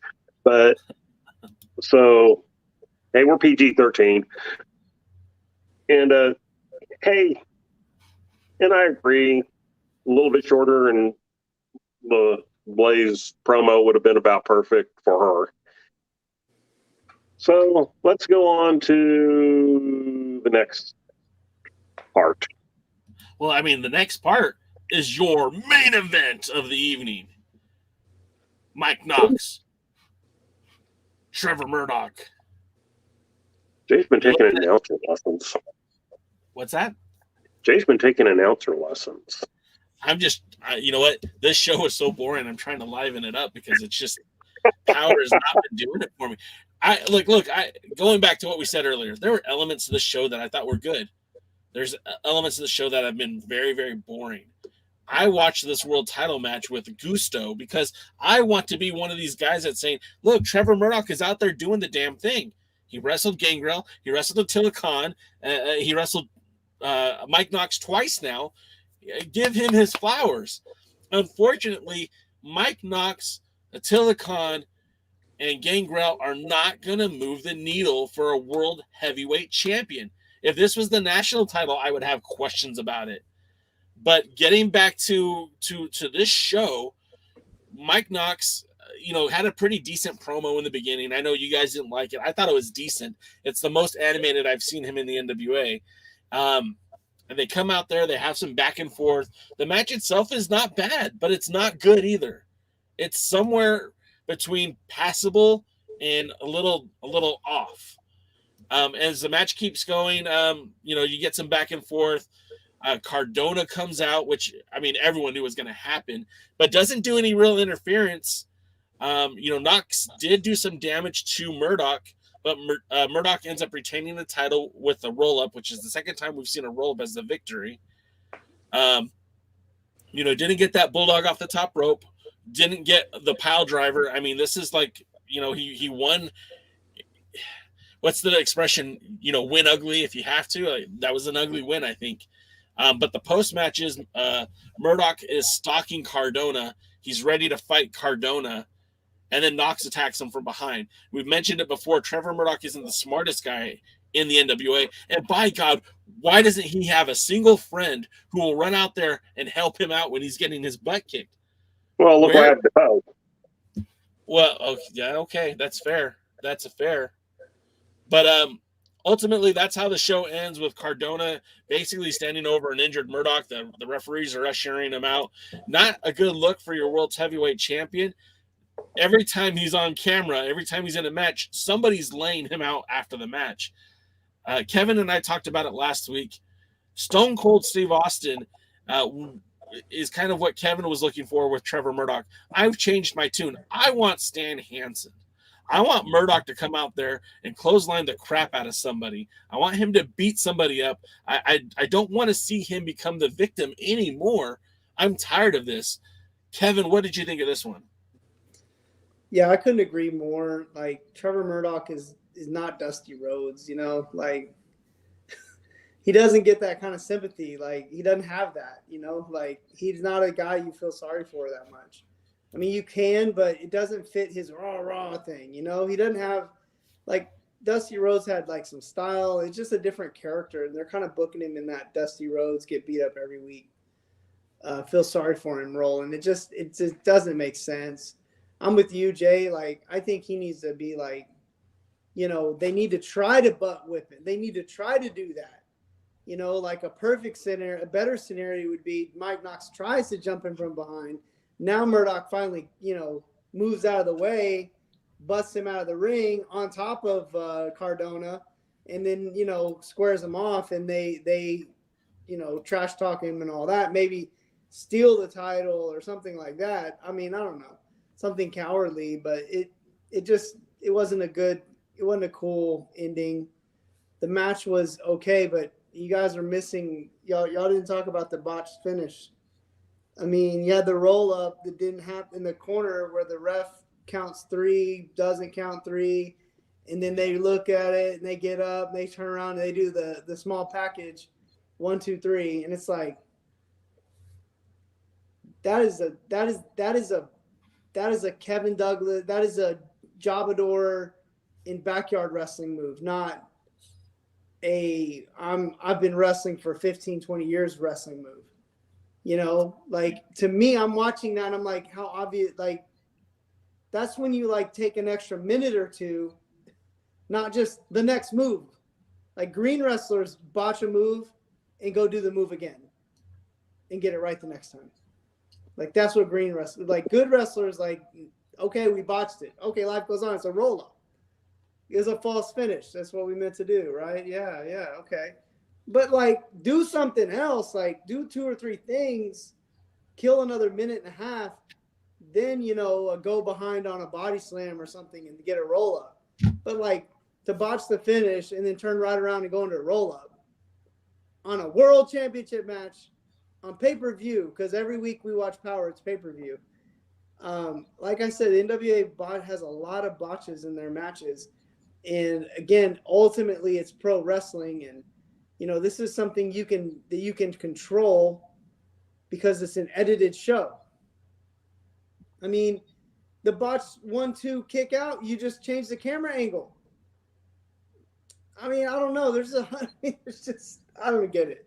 To me, I'm just looking at that and I'm like, man, that is Bush League. So less than the booking at the end, I thought that the botch finish was really kind of embarrassing altogether. So it's kind of a disappointment. Match wasn't terrible though. No. Before we get to DKM's point, I want to point out one more thing, that this match was also the first time that 10 pounds of gold has been defended on TV, on Power, since 2019. Now, of course, you know, there was a pandemic pause, but Aldis didn't defend that title on Power at all when he came back, when the NWA came back. The last time that match title was defended on TV was against Ricky Morton, 2019, December. So we waited 2 years to see the title back on Power, and that's what we got. DK, what did you think? Okay, the match itself I was disappointed in. It was not nearly as good as the first match the two of them had. I thought the first match between the two of them was actually, you know, a good match. This one, I don't know, something seemed off. I didn't get into it. Botching stuff. Look, in the real world, things don't go the way they're supposed to. And I always go, I have a phrase. I go, a botch is only a botch if one of 2 things happens. First, they ignore the fact that it didn't work. like if somebody's diving over the top rope and totally misses their opponent, but their opponent falls down and everybody acts like it landed. My second one is if they go back and do the exact same thing over again or whatever. And I think that's what Kevin's talking about. You get up, you do a couple of different moves, throw into the rope, something. You do a little bit of a change up here. And, you can accept the first time didn't work right or whatever, but now we got something different. It just screams botch when you just, okay, whoops, here, let's try that again. 3 times Trevor Murdoch's been laid out like Dusty Rhodes by Knox, basically. Cardona more taking advantage of the fact in 2 of them, but look, you're talking about who should wrestle like. He should wrestle like his namesake, Dirty Dick Murdoch. I take that. He should be one tough SOB who, they booked him as the dumbest person on the planet. And we talked about this going all the way back to when he and Adonis. And so why you want to book your world champion or your future world champion, as I'm assuming this is what they always had planned, as an idiot, I don't know. But, Kevin's right. Dusty was a unique thing, and people even got tired of it with him. Always getting beat up, always losing, always being like, I always said, if Magnum TA hadn't had that accident, how long till he would have turned on Dusty? Because everybody turns on Dusty. Yeah. And it's just one of those. You want your world champion to look like he's the man, or do you want your world champion to look like he's lucky to be there? We have people saying they won't challenge him now, but when they do, they're going to win the title. We got him getting laid out by the same guy over and over and over again. What the hell are you guys thinking? I go sometimes that the NWA takes the worst of old school wrestling and the worst of modern wrestling and marry them together. And, it's a shame because I want to walk back something from a couple of weeks ago. I was kind of on the bandwagon of bashing Marche Rocket or whatever his name is. And actually, I don't think he's that bad, but much like Slice Boogie and Jordan Clearwater and others in the NWA, it's hard to take them seriously. It's hard to take anybody there seriously as a talent because that's not how the NWA presents them. The NWA, even Strictly Business we were talking about earlier. So outside of Nick Aldis and Camille, and that may be the only 2 people,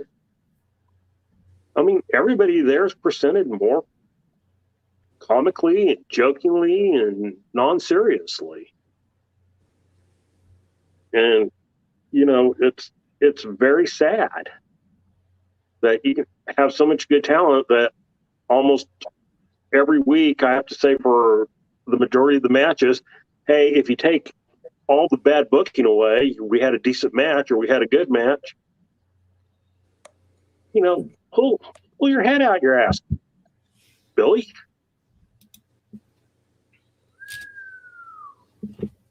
Well, there goes Jay's camera. Yeah, Billy got to him. He said, Billy, every time, man. He didn't get my microphone, though. I still have my microphone. All right. So anyway, that's all I have to say in summing up is, start booking this as if it's something serious that you want us to take serious.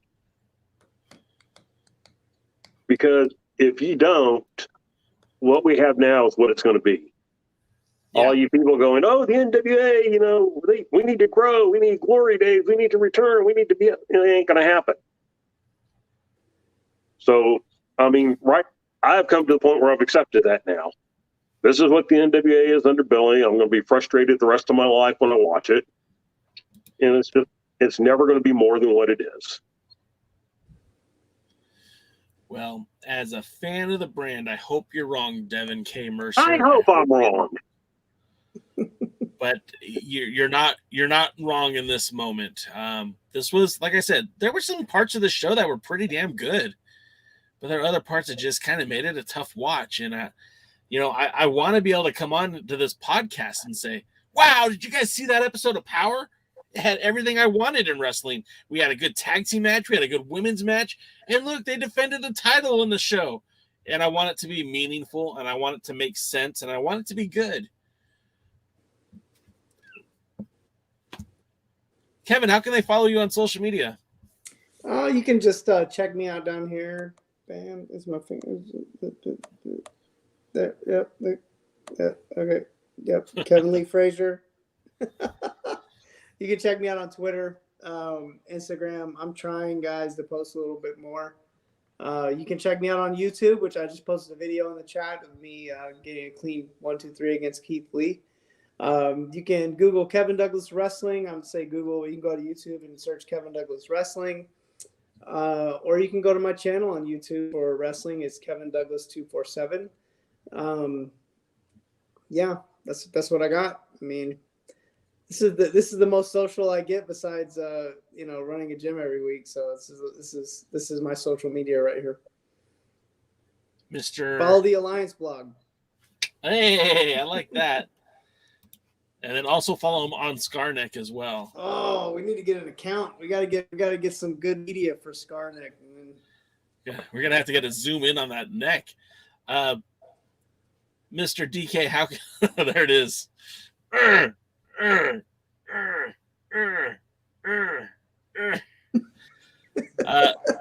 DK, how can folks follow you on the socials? Got my wife laughing over here too, guys.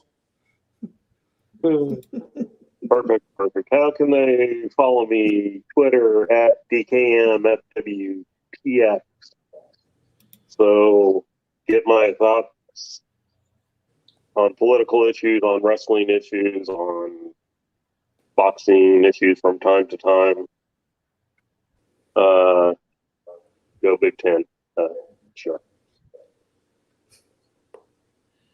That's going to do it, guys. Again, thank you so much for being a part of the show, helping us cry in our beer. We're the three of us are huge NWA fans. We want this show to be good. We want you guys to enjoy the same show that we're enjoying. And I think despite what our pal DK says, I think we'll get there. We just ain't there yet, but we'll be here next week to talk more about this show with you. But until then, my friends, we'll see you at the matches. Thanks for joining the stream. This has been a presentation of Alliance-Wrestling.com. We genuinely appreciate your support. Would you consider subscribing so you'll never miss a future episode? I'd also like to remind you we do a live stream every Tuesday at 5 p.m. before NWA Power. You can find us on social media at The Alliance Blog. And until next time, we are The Alliance.